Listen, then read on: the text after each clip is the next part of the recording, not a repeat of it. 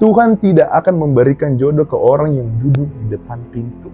Kalian yang ngelihat itu adalah pembohong atau bersekutu atau anak turunan dari yang pernah bersekutu. Ketika kalian yang takut dengan jenis setan apapun itu, sebenarnya secara bahasa telah tersesat. Assalamualaikum warahmatullahi wabarakatuh. Halo cika, kembali bersama Agung di sini di channel Noda Rusak. Kali ini kita nggak bakal ngebahas kisah nyata, melainkan gua bakal ngeluarin opini dari gua sendiri mengenai sebuah pertanyaan, apakah pocong itu sebenarnya nggak ada? Apakah setan di luar sana yang selama ini menghantui segala lapisan masyarakat hanyalah pembodohan publik? Di akhir nanti gue bakal ngebongkar cara buat lu nggak takut lagi sama setan. Bahkan mungkin kali ini lu yang bakal ditakutin oleh setan. So, tanpa perlu berlama-lama, lu siap? Yuk, masuk ke...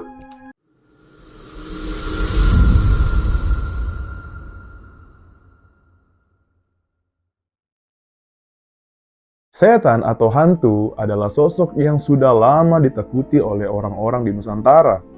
Ia dideskripsikan sebagai manusia yang telah meninggal lalu bangkit dari kuburnya atau kematiannya untuk menuntut balas. Cerita mengenai sosok hantu seperti pocong, kuntilanak, tuyul, dan masih banyak hantu lainnya ternyata sudah mulai ada di masa penjajahan Belanda di Indonesia. Namun keberadaannya mengenai asal-muasal hantu ini masih menjadi sebuah misteri di kalangan umum, yang hingga kini juga masih menghantui masyarakat. Pertanyaannya, terus dari mana asal cerita hantu ini? Kita bakal ngebahas permasalahan awkward ini. Tapi sekali lagi, gue bilang kalau hal ini hanyalah sebuah opini gue, dan gue ngambil berdasarkan disiplin ilmu yang gue pelajari, serta riset-riset kecil yang pastinya dari gue sendiri. Sejarah dari adanya sebuah sosok pocong, kuntilanak, dan kawan-kawannya itu lahir di masa penjajahan Belanda sekitar 370 tahun yang lalu. Menurut sejarah tertulis, Belanda masuk ke Indonesia pertama kali di tahun 1596.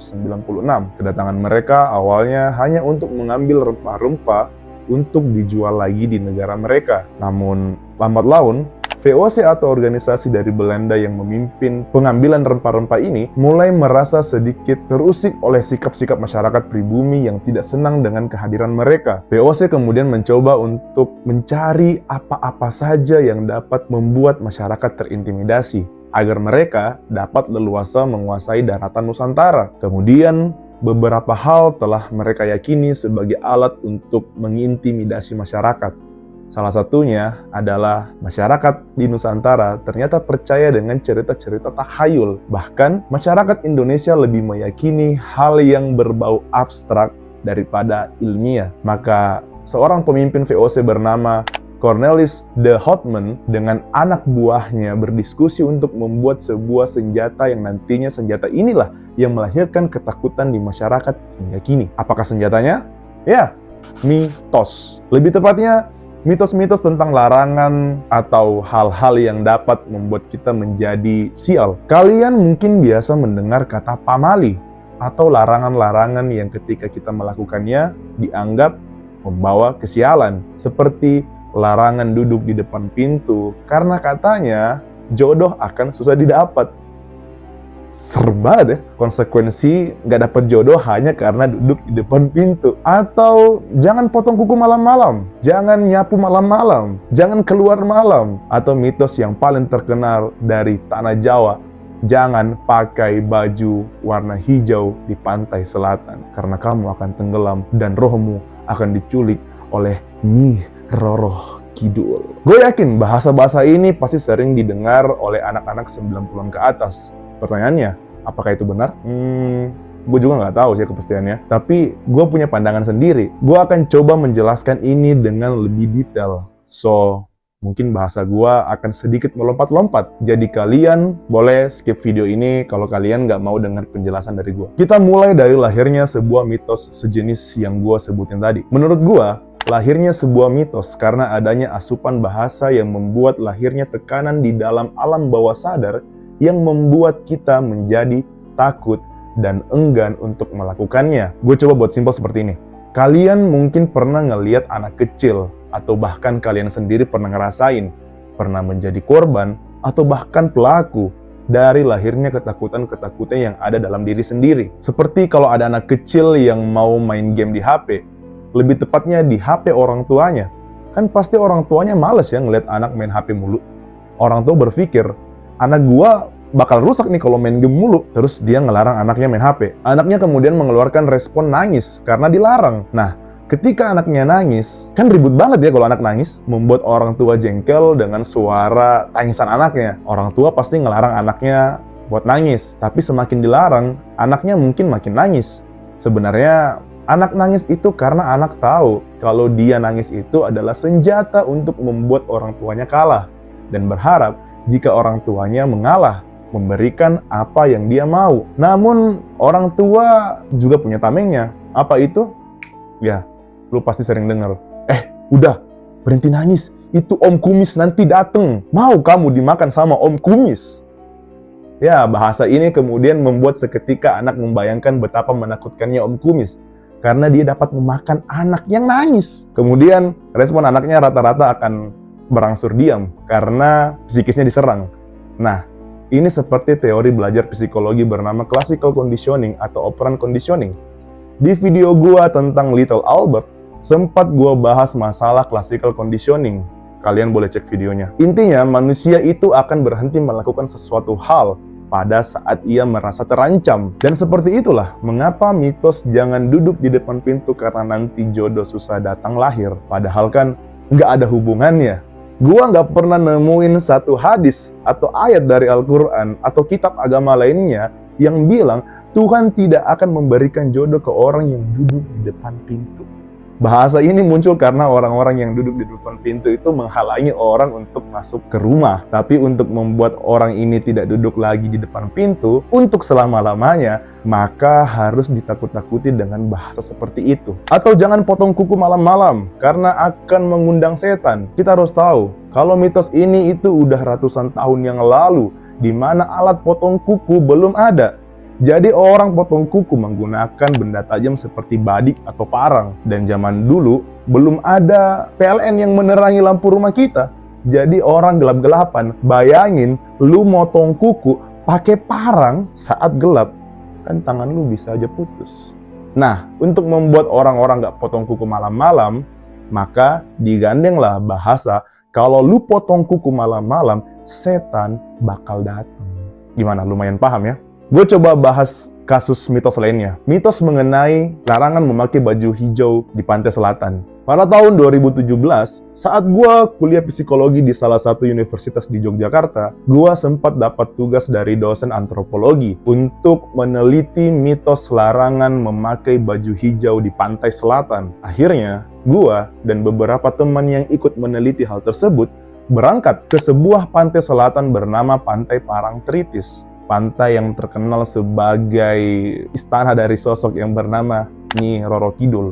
Sebelum gue berangkat dari kosan, gue ngumpulin tim gue dan membriefing mereka untuk jangan ada yang menggunakan pakaian berwarna hijau. Bahkan karena sangat berhati-hatinya gue dan tim menyepakati nggak boleh ada yang make kolor warna hijau, korek warna hijau, motor warna hijau, atau benda apapun yang berwarna hijau. Terus berangkatlah kami. Sesampainya di lokasi tersebut, betapa terkejutnya gua karena gua ngelihat abang tukang bakso di sana yang ada di pesisir pantai make baju warna hijau. Warung-warung di sana juga dicat warna hijau. Beberapa pengunjung juga ada yang memakai baju berwarna hijau. Dan lebih anehnya, gua dikasih rejeki oleh Allah untuk melihat sebuah pemandangan yang luar biasa. Pada hari itu, di waktu gua lagi sibuk mewawancarai warga setempat, kemudian ada orang yang tenggelam. Yang lucunya adalah orang yang tenggelam itu ternyata memakai baju berwarna hitam putih, bukan berwarna hijau. Saat gua coba mengonfirmasi keberadaan Nyi Roro Kidul, malah warga sekitar mayoritas mengatakan agak meragukan Nyi Roro Kidul itu ada. Ada yang mengatakan dia udah tinggal di sana selama 60 tahun. Tapi sekalipun nggak pernah ngeliat sosok yang digambarkan seperti Nyi Roro Kidul. Gua nanya dong, tapi kenapa Nyi Roro Kidul itu dikatakan ada? Dan mengapa ada bahasa nggak boleh pakai baju hijau? Para warga mengatakan itu hanyalah cerita orang-orang dari media yang lagi kurang topik, yang berhasil membuat warga Indonesia tertipu dengan cerita-cerita seperti itu. Gua juga sempat memperhatikan laut dan airnya. Gua coba menghubungkan dan gua berpersepsi jika sebenarnya larangan baju hijau itu lahir karena memang gua ngelihat pemandangan laut yang berwarna hijau. Dan laut itu bukan laut yang bisa dijadikan tempat berenang ya seperti pantai-pantai lainnya lah. Karena pantai itu laut lepas yang dapat menarik orang dengan mudah, membuat orang tenggelam. Dan kalau orang itu memakai baju warna hijau, maka akan sangat sulit ditemukan karena warna bajunya akan menyatu dengan warna laut. Sampai sekarang pun, cerita mengenai Nyi Roro Kidul pun tidak dapat dikonfirmasi dengan jelas. Sejarah mengenai sosok Nyi Roro Kidul terlalu banyak versi dan tidak ditemukan cerita yang valid. Ini seperti misteri mengenai larangan potong kuku malam-malam yang dapat membuat setan datang. Saat mitos itu lahir, muncul pertanyaan, setan itu modelnya bagaimana? Digambarkanlah, setan itu adalah sosok mayat yang terbungkus kain kafan yang bangkit dari kubur karena tali pengikat kaki dan kepalanya lupa dilepas. Dia melompat-lompat, mukanya seram, matanya merah, dan setan itu bernama Pocong. Sama seperti Nyi Roro Kidul mungkin. Muncul pertanyaan, Nyi Roro Kidul itu modelnya kayak gimana? Kemudian, Nyi Roro Kidul digambarkan sebagai perempuan cantik yang memakai kebaya hijau yang menguasai pantai selatan, yang suka menenggelamkan orang-orang dan mencuri rohnya dan dijadikan sebagai pengawal istana. Ceritanya hampir mirip dengan sosok Neptunus di cerita Yunani kuno. Kalau gua sebagai orang yang menganut agama Islam meyakini apa yang ada di dalam Al-Quran dan Allah yang maha segala-galanya telah membahas di dalam Al-Quran melalui Rasulullah SAW mengatakan jika memang ada makhluk Allah yang gaib bernama jin dan malaikat. Allah kemudian membuat aturan hidup bagi malaikat, manusia, dan jin dengan masing-masing keadaannya. Malaikat adalah makhluk Allah yang tidak memiliki nafsu apapun, hidup di surganya Allah, dan tidak pernah membantah apapun yang diperintahkan oleh Allah, dengan kadar bahwa malaikat dapat melihat jin dan manusia, namun tidak dapat menampakkan dirinya di hadapan manusia. Manusia adalah makhluk Allah yang diciptakan untuk menduduki bumi, memiliki nafsu. Manusia sedikit dibebaskan oleh Allah karena manusia dapat memilih jalan hidupnya di bumi. Ia dapat mengikuti aturan dari Allah dan bisa untuk tidak mengikuti aturan Allah. Dengan konsekuensi, bagi manusia yang mengikuti aturan dari Allah nantinya akan dihadiahkan surga yang manusia dapat bahagia selama-lamanya, tidak akan mati dan dapat melakukan apapun di dalamnya. Namun perlu perjuangan untuk mengikuti aturan Allah di dunia. Sedangkan bagi manusia yang tidak mengikuti aturan Allah, akan disiksa di neraka dengan api yang menyala-nyala yang akan membuatnya menyesal. Manusia punya kadar dapat dilihat oleh malaikat dan jin, namun tak dapat melihat malaikat dan jin. Melainkan manusia wajib meyakini jika malaikat dan jin itu ada. Dan itulah salah satu aturan Allah. Sedangkan jin adalah makhluk Allah yang dipenuhi dengan nafsu, dibekali dengan akal yang cerdas, namun diciptakan sebagai makhluk yang pembangkang. Ia diusir dari surga karena tidak mau mengikuti perintah Allah untuk sujud di depan Adam, karena merasa dirinya lebih hebat daripada manusia. Maka ia diusir oleh Allah dari surga. Padahal jin sebenarnya adalah makhluk Allah yang ahli ibadah, namun dari keangkuhannya ia diusir oleh Allah. Namun sebelum diusir, jin atau setan ini meminta satu permintaan kepada Allah untuk juga dapat menghuni bumi dan menghasut manusia yang ia benci untuk nantinya dapat hidup bersamanya di neraka dengan kekal. Jin atau setan ini memiliki kadar dapat melihat malaikat dan manusia, tapi tidak dapat menampakkan dirinya ke manusia secara langsung atau kasat mata. Gimana? Setan aja yang disuruh sujud depan Adam dan gak mau ngikutin, disiksa seperti itu oleh Allah. Lalu gimana nasib manusia yang bahkan disuruh sujud ke Allah dan gak mau? Kira-kira bakal disiksa seperti apa? Sebelumnya gue mau klarifikasi dulu bahwa kenapa gue masukin bahasa Al-Quran di sini, karena Al-Quran ini bukan buku yang asal ceplos-ceplos saja seperti mitos-mitos yang kita bahas. Al-Quran dan hadis bahkan semuanya hampir dikatakan terbukti secara ilmiah. Bahkan hal yang tidak terbukti dari Al-Quran itu tidak terbukti bukan karena dia salah, tapi karena belum ada yang bisa membuktikannya. Seperti surga itu ada atau enggak, setan itu ada atau enggak, malaikat ada atau enggak. Nah, semua itu gua rasa memang diciptakan oleh Allah untuk menguji kita sebagai manusia. Dan hal yang tidak dibuktikan tadi diperintahkan oleh Allah untuk kita yakini aja, bro. So, kita harus belajar membedakan keyakinan dan sebuah pembuktian ilmiah. Maka gue coba untuk mengambil sudut pandang Al-Quran dan berbagai teori ilmiah.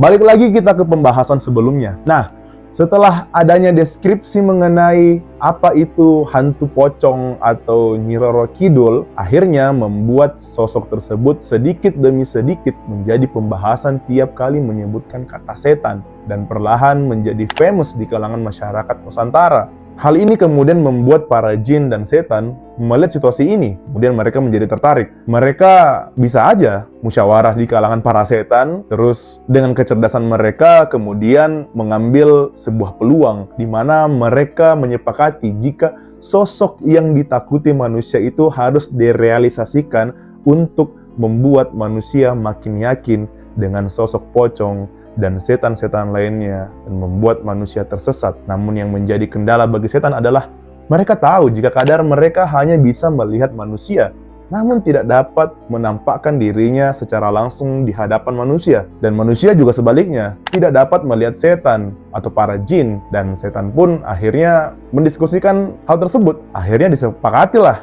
jika kebiasaan manusia yang meminta-minta di pohon atau di patung itu dimanfaatkan. Akhirnya selain menghasut manusia dengan cara masuk ke dalam hati untuk bersekutu dengannya, zaman itu penyembahan berhala seperti patung, pohon, dan lain-lain yang bodoh itu memang udah famous.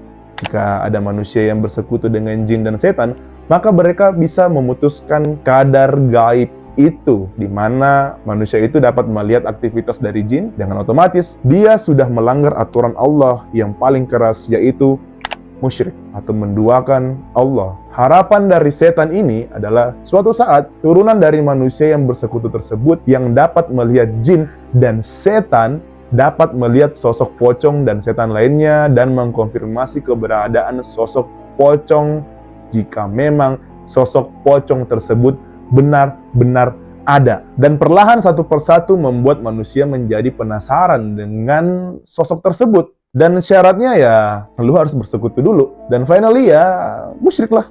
Hal ini sepemahaman dengan statement seorang tokoh psikologi dunia bernama Sigmund Freud yang mengatakan horor adalah tentang hasrat terpendam manusia di dalam alam bawah sadar.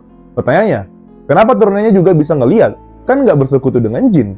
Masalahnya, syarat dari persekutuan tersebut adalah orang itu baru bisa meninggal jika turunannya ngambil ilmu persekutuan tersebut. Jadi jangan heran kalau ada orang yang mengaku punya ilmu hitam dan matinya susah.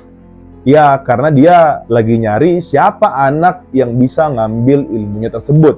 Dan jangan heran kalau ada orang yang bisa ngeliat setan. Perkiraan gua, kalau bukan dia yang bersekutu, ya mungkin orang tuanya zaman dulu. Kalau nggak kedua-duanya, gue yakin 100% kalau dia pendusta atau berbohong. Hal ini juga hampir mirip dengan bahasa dunia arkeologi dan antropologi yang mengatakan jika kewibawaan dan karakter manusia itu bisa dilahirkan atau lahir dari orang tuanya. So, dari penjelasan tersebut meyakinkan gua jika sebenarnya sosok pocong dan setan lainnya itu adalah hasil dari pikiran manusia. Manusialah yang menciptakan sosok tersebut dan direalisasikan oleh setan. Jadi apakah sosok pocong dan setan lainnya itu benar ada? Ya ada. Tapi pocong dan setan lainnya ada sebelum wujudnya ada. Jadi semacam kalau bikin kapal atau rumah. Kapal atau rumahnya belum ada, tapi konsep dan blueprint kapal atau rumah tersebut sudah ada. Kita analogikan arsiteknya adalah manusia, tukangnya adalah setan. Dan yang menikmati kepemilikan kapal dan rumah itu ya masyarakat. Tapi ternyata memang seperti yang dikatakan Sigmund Freud, jika horor adalah hasrat terpendam manusia, memang agaknya benar. Terbukti, film-film horor menjadi salah satu konsep film yang selalu sukses di pasaran. Di Indonesia sendiri, tercatat Dari film tahun 1934 berjudul Siluman Ular Putih and Hitam sampai film Jelangkung tahun 2003 yang menguasai box office menghasilkan penonton 1,3 juta orang. Dan hingga kini film-film horor lainnya seperti Pengabdi Setan, Pocong Mumun, Perempuan Tanah Jahanam, sampai film horor yang dibungkus komedi seperti Ghostwriter, Pocong Idiot, Ada Apa Dengan Pocong, atau film horor yang dibungkus dengan pemeran bokep seperti Hantu Tanah Kusir yang diperankan oleh Miyadi, Suster Keramas yang dibintangi oleh Rin Sakuragi, atau film-film horor yang lebih banyak menampilkan adegan vulgar seperti film Rintihan Kuntilanak Perawan dan Tali Pocong Perawan. Semuanya sukses di box office. Saking anehnya, manusia, mereka rela mengeluarkan uangnya untuk menonton sesuatu hal yang mereka takuti. Gua pun termasuk orang yang suka nonton film horor. Walaupun ketika nonton, ya gue cuma ketawa aja sebenarnya. Lucu aja gitu. Tapi Joko Anwar the best lah ya. Sutradara paling epic lah buat film-film horor di Indonesia. Dan belum dari film dari luar, seperti Conjuring, Annabelle, Insidious, semuanya merajai box office. Hal ini secara tidak langsung malah memperkuat keeksistensian kalangan setan di luar sana, melahirkan para dukun dan paranormal, atau bahkan ustadz ngawur untuk jadi sebuah pekerjaan yang katanya mereka semua bisa ngusir setan. Namun apapun dari konsep setan ini, ternyata tetap memiliki kelemahan. Dan seperti yang gue janjikan di awal, gue bakal ngebongkar kelemahan dan cara untuk membuat konsep setan ini keok. Macam lu terkena virus dan gue punya vaksinnya. So, lu siap? Jadi gini, pocong yang dikatakan sebagai manusia yang bangkit dari kubur itu nggak ada. Atau anak yang mati terus jadi tuyul, atau perempuan hamil yang mati terus jadi kuntilanak, itu juga nggak ada. Ada yang bilang, tapi gue ngeliat kuntilanak yang mirip sama perempuan yang mati kemarin. Pertama, gue nggak tahu kalian yang ngeliat itu adalah pembohong atau bersekutu atau anak turunan dari yang pernah bersekutu. Tapi yang kalian lihat itu semua, kalau memang ada, adalah jin. Karena sejatinya manusia yang meninggal, ya udah meninggal aja. Mereka mungkin udah ada yang ditidurkan oleh Allah untuk menunggu kiamat. Ada juga yang sampai kiamat masih ditanyain malaikat mungkar dan nakir. Mereka yang meninggal nggak ada waktu untuk balas dendam atau mengunjungin kerabat. Dikatakan orang yang meninggal masih ada di rumah 3 hari, 40 hari. Itu semuanya hoax. Rasulullah nggak pernah ngomong seperti itu. Mereka yang meninggal ketika dikubur akan didatangi oleh malaikat mungkar dan nakir setelah 5 langkah dari orang terakhir yang mengantar perkuburan jenazah tersebut. Ada yang bilang, berarti orang yang nggak pernah ditinggal kuburannya belum didatangin sama malaikat dong. Ini juga statement yang salah. Perumpamaan bahasa jika 5 langkah terakhir itu hanyalah gambaran jika secepat itulah kita diadili oleh Allah. Terus bagaimana dengan kuntilanak yang mukanya sama dengan perempuan yang bunuh diri kemarin? Ya, sepengetahuan gua, manusia itu lahir bersamaan dengan satu jinnya. Alasan mengapa kita ketika makan harus membaca bismillah, karena agar jin kita itu nggak ikut makan. Jin kita itu digambarkan perawakannya memang otentik, sangat mirip dengan kita. Semacam anak kembar, secara wajah, dan lain-lain. Masalahnya adalah ketika manusia meninggal, si jinnya ini nggak meninggal. Jin ini akan selalu hidup sampai hari kiamat. Nah, jin inilah yang kemudian dilihat beberapa orang yang bisa ngelihat jin. Mereka berbentuk seperti itu untuk membuat manusia tersesat. Kenapa mereka menampakkan wujud seperti itu? Dan kenapa kita dikatakan tersesat? Ya iya, ketika kalian yang takut dengan jenis setan apapun itu, sebenarnya secara bahasa telah tersesat. Kenapa? Karena kalian telah takut kepada sesuatu hal selain Allah. Sedangkan kita sebagai manusia hanya boleh takut ke satu aja, yaitu Allah. Maka sebaiknya berhati-hatilah. Kita sebagai manusia gak boleh takut akan hal-hal yang bahkan gak pernah kita lihat. Karena dari beberapa orang yang gue temuin, mereka takut dengan pocong atau setan lainnya yang bahkan mereka gak pernah lihat. Bayangin, manusia saking bodohnya seperti itu. Terus ada yang bilang, gimana kalau dia muncul? Inilah kelemahan setan. Mereka itu makhluk yang dipenuhi akal. Mereka tahu siapa yang bisa mereka tampakkan dan tidak. Setan untuk menampakkan dirinya beberapa detik aja di hadapan manusia itu butuh kekuatan yang luar biasa. Bahkan mereka tersiksa luar biasa. Hanya untuk apa? Hanya untuk membuat kalian teriak atau ketakutan. Karena ketakutan dan teriakan kalian itu sebenarnya adalah kemenangan bagi mereka. Karena kalian sudah takut bukan hanya kepada Allah. Gimana? Mulai nyesel, takut sama setan. Tapi tahu nggak? Kalau ada jenis manusia yang bahkan ditakuti oleh setan. Siapa dia? Ya, seseorang yang pemberani. Gua ambil statement ini dari kisah Umar bin Khattab yang dikatakan oleh Rasulullah adalah orang yang ditakuti oleh setan. Kenapa? Karena dia berani dan nggak takut sama apapun dan hanya mengikuti Allah dan Rasulnya. Saking beraninya dan tegasnya si Umar ini pada suatu hari ketika seluruh sahabat mencontoh Rasulullah mencium batu Hajar Aswad dengan perasaan yang biasa-biasa aja, Umar malah ngomong sesaat sudah mencium batu tersebut. Dia ngomong kayak gini nih, "Hai batu, kau adalah batu biasa, kau hanyalah makhluk Allah. Seandainya Rasulullah tidak menciummu, aku tidak akan sudi menciummu." Perkataan Umar itu dikatakan heroik karena membuat para sahabat meyakini jika mereka melakukan hal tersebut karena Rasulullah yang melakukan atas perintah Allah tentunya. Di mana mereka kemudian makin kuat jika takutnya itu memang hanya untuk Allah.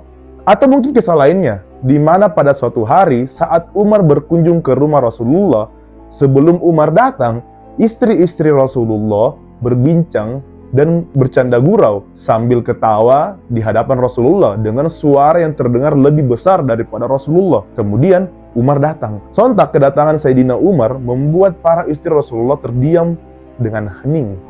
Rasulullah mengatakan, "Wahai Umar, ketahuilah, jika kau berjalan di suatu lembah, maka setan akan memilih berjalan di lembah lain." Sayyidina Umar bertanya, "Mengapa wahai Rasulullah?" Rasulullah menjelaskan, jika sebelum Umar datang, suara istrinya lebih keras daripada Rasulullah. Namun setelah Umar datang, mereka semua terdiam tanpa suara. Seketika Umar menunjuk-nunjuk istri Rasulullah. Bayangin bro, istri Rasulullah. Dengan mengatakan, "Wahai musuh-musuhnya Allah, kau lebih takut sama Umar daripada Rasulnya Allah?" Umar berbicara seperti itu bukan ditujukan kepada istrinya ya, melainkan kepada setan yang menghasut istri-istri Rasulullah yang berbicara seperti itu. Rasulullah punya sahabat yang lebih lama dan lebih alim daripada Umar, bernama Abu Bakar. Pertanyaannya, mengapa bukan Abu Bakar yang ditakuti oleh setan? Secara keilmuannya dan imannya lebih dalam daripada Umar. Ini dikarenakan Umar memang terkenal sangat tegas dan berani dan tidak segan untuk membela yang benar dan menghukum yang salah. Mengapa Umar berani? Karena keyakinannya yang kuat dan tidak tersugesti dengan ketakutan-ketakutan mengenai apapun selain Allah. Hal ini sejalan dengan konsep belajar psikologi. Jika sikap ketakutan akan muncul jika adanya tekanan dari dalam diri, maka secara tidak langsung ini menjadi vaksin untuk kita bahwa cara untuk tidak takut atau bahkan ditakuti oleh jin dan setan adalah berani. Hal ini bahkan sudah dibuktikan oleh orang-orang Eropa, di mana ketika para pemain sepak bola di Afrika dan Asia sibuk mencari jimat agar timnya menang, mereka orang-orang di Manchester, Real Madrid, Barcelona, Italia malah sibuk berlatih. Mereka meyakini jika latihan dan usaha akan berdampak hasil yang bagus. Seperti salah satu tim dari Afrika yang tersugesti jika jimat yang dikenakan kiper lawannya adalah sebab mereka tidak menghasilkan gol. Padahal sebenarnya hadirnya jimat tersebut adalah alat untuk membuat timnya tidak berusaha dengan keras dan tidak bersemangat. Sebaliknya, kiper lawan malah semangat dan bermain lepas. Dia percaya dan meyakini jika tidak akan ada yang bisa mencetak gol karena dia menggunakan jimat. Nah, pada saat jimatnya direbut, membuat tim yang tadi, tim yang nggak bisa mencetak gol itu akhirnya tambah semangat karena yakin udah nggak ada lagi penghalang bagi mereka. Sebaliknya, sang kiper lawan tadi yang jimatnya diambil ini malah ketakutan dan tidak bermain lepas lagi. Alat yang membuatnya tersugesti itu hilang dan akhirnya apa? Gol tercipta tidak lama kemudian. Hal ini kan makin membuat orang yakin dengan hadirnya jimat. Lalu kemudian dukun dan ustadz karbitan ramai didatangin oleh orang-orang. Padahal sebenarnya ini hanyalah permainan mindset. Kalau kita mau mikir sejenak, mengapa bukan klub yang memakai jimat itu tadi yang menjadi nomor 1 di dunia? Kenapa mesti klub Eropa? Ya karena mereka tidak percaya dengan hal bodoh seperti itu. Buat kalian yang sering ke dukun atau ustadz yang mengaku punya ilmu hitam, bisa ngelihat ini itulah. Padahal ngaji aja nggak bener, mending stop. Mereka semua adalah penipu, dan itu adalah pembodohan. Gue tahu, sihir itu ada. Rasulullah pernah disihir, tapi bukan berarti Rasulullah lemah imannya. Beliau disihir agar menjadi contoh untuk kita. Jika kita terkena sihir, maka obatnya adalah berniat untuk meruqyah diri, membaca 3 qul, surat Al-Baqarah, salat, dan zikir. Dan juga sihir itu hanya akan ada jika salah satu benda dari dalam diri kita diambil. Orang Islam menyebutnya buhol. So, kalau kalian di Lampung, terus yang mau nyantet dari Sulawesi, atau dari mana, sedangkan kalian nggak pernah ketemu, gua rasa nggak bisa ya. Intinya tetap meminta ke Allah aja deh. Nah, sekarang gua mau coba tantang kalian. Silahkan kalian mencoba untuk berani dan nggak takut lagi sama apapun. Silahkan tantang pohon yang angker atau apa aja untuk membuktikan agar kalian makin kuat. Tapi harus berani. Kalau kalian berani, gue jamin 100% nggak ada setan yang berani gangguin lo. Mereka setan itu akan mikir 2 kali untuk gangguin lo. Bayangin, mereka hampir mati tersiksa hanya untuk membuat kalian takut. Dan respon kalian biasa-biasa aja, ya cari mati lah setannya. Setan nggak bakal cari masalah ke lo, ke orang-orang yang berani. Setan itu mikir, ngapain gue cari mati? Terakhir, pertanyaan yang selalu ditanyain ke gua, gimana caranya berhenti bisa ngelihat setan bagi orang-orang yang bisa ngelihat? Kalau gua gampang, ruqyah.